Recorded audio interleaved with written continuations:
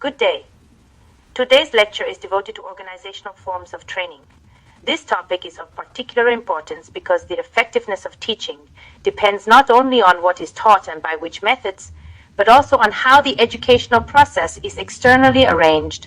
In other words, even strong content and appropriate methods require a well-chosen form of organization if learning is to be coherent, manageable, and pedagogically productive.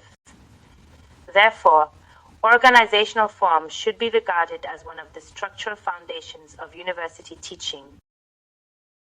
At the outset, the lecture places organizational forms within the broader foundations of didactics. This is methodologically significant because didactics concerns not only the transfer of knowledge, but also the arrangement of the educational process as a whole. Accordingly, organizational forms must be studied as part of the external structure of teaching. They shape the conditions under which educational goals, content, methods, and interaction are brought into practical unity. Thus, the question of form is not secondary, rather, it belongs directly to the logic of pedagogical design. This slide defines organizational forms as the external side of teaching, that is, the way in which teacher guidance and student learning activity are arranged. Several dimensions are especially important here: the dynamics of interaction, the duration and place of study, and the grouping of participants. The reference to scholars such as M. Cheredov, M. A. Makhmudov, I. Lerner, and M. N. Skatkin is also meaningful, since it reminds us that the category of organizational form has a serious theoretical foundation. Therefore, the arrangement of teaching should be understood not as an administrative detail, but as a pedagogically grounded concept. A particularly important distinction is established here between form and method. Methods explain how knowledge is transmitted, for example through discussion, demonstration, or project work. Forms, by contrast, explain how the process itself is arranged, for example through lectures, seminars, or independent study. This distinction is crucial for pedagogical clarity. The form provides the practical environment within which methods are implemented. Consequently, effective teaching depends on the proper coordination of both. A suitable method must be embodied in a suitable form. The frontal form of instruction is characterized by collective engagement under the direct leadership of the teacher. Its chief advantages are economy of time and clarity of organization, especially when new material is being introduced to the whole class at once. At the same time, the slide rightly notes an important limitation. If used excessively, the frontal form may reduce individual initiative and weaken attention to student differences. Therefore, while it remains useful for structured presentation, it should not be allowed to dominate the educational process without balance. The group form of instruction is based on the division of the class into smaller units, usually of 3 to 5 students who work on identical or differentiated tasks. This form is especially valuable because it develops collaboration, responsibility, and the capacity for collective decision-making. Moreover, the slide identifies its principal fields of application: project activity, case studies, role play, and creative problem solving. Thus, the group form is pedagogically significant not only because it distributes work, but because it strengthens social learning and intellectual cooperation. The individual form of instruction is centered on personalized learning. Each student receives a separate task and completes it independently, usually at an individual pace. This form is especially important for exercises, tests, remedial tasks, and independent research projects. Its educational value lies in the development of self-discipline, autonomy, and critical thinking. Accordingly, the individual form is indispensable, where the aim is to strengthen personal responsibility for learning and to account for differences in preparedness or pace. This slide presents the framework of V. S. Bezrukova, who classifies educational forms according to complexity.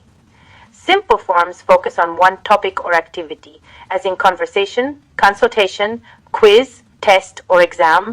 Composite forms combine several simple forms, as in the traditional lesson, seminar, workshop, or conference. Complex forms involve large-scale integration, as in open day, career day, sports week, or theater week.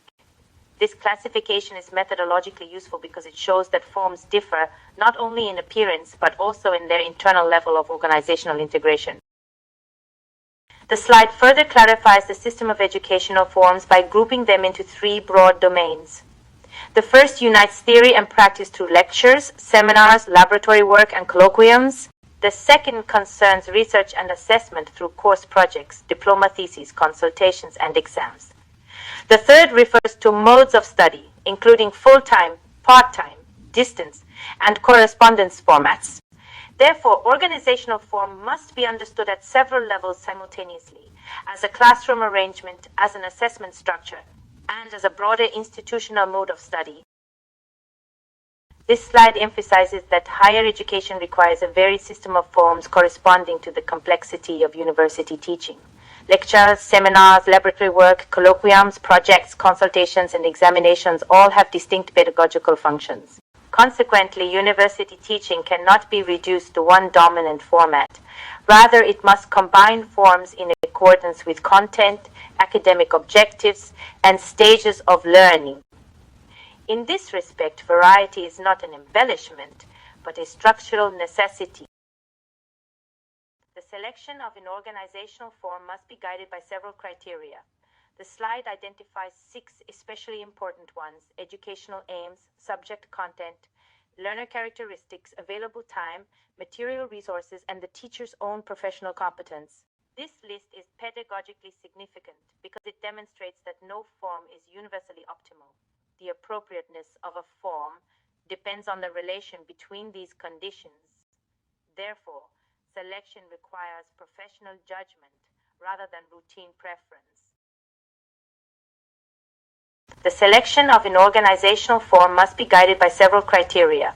The slide identifies 6 especially important ones: educational aims, subject content, learner characteristics, available time, material resources, and the teacher's own professional competence. This list is pedagogically significant because it demonstrates that no form is universally optimal. The appropriateness of a form depends on the relation between these conditions. Therefore, selection requires professional judgment rather than routine preference. 3 types of lesson analysis are identified here: brief analysis, structural analysis, and didactic analysis. Brief analysis offers a general evaluation of whether educational and developmental aims were achieved. Structural analysis examines the internal stages of the lesson, including logic, timing, and presentation. Didactic analysis focuses on principles of teaching, accessibility, and the management of cognitive activity. Accordingly, analysis may proceed from the general to the detailed, depending on the purpose of evaluation. The slide specifies several criteria for structural analysis: the correspondence of lesson type to educational objectives, the rational use of time, the effectiveness of motivational stages, the clarity of teacher explanation, the degree of student initiative, and the quality of feedback and self-assessment. These criteria are important because they move analysis beyond impression and toward reasoned pedagogical judgment. In other words, structural analysis helps reveal not simply whether a lesson took place, but how well its internal organization supported learning. The lecture concludes its thematic development by referring to modern innovations in organizational forms. The slide identifies several priorities of contemporary institutions: blended learning, the flipped classroom approach, project-based learning, and digital platforms with workshops. This final point is especially significant. Modern higher education does not reject traditional values. Rather, it seeks to combine them with technological opportunities and more flexible forms of organization. Therefore, innovation in pedagogy should be understood as thoughtful integration, not as a simple replacement of the old by the new. Thank you for your attention. I hope this lecture has clarified the role of organizational forms of training in university teaching and has shown how their appropriate selection influences both the structure and the effectiveness of the educational process.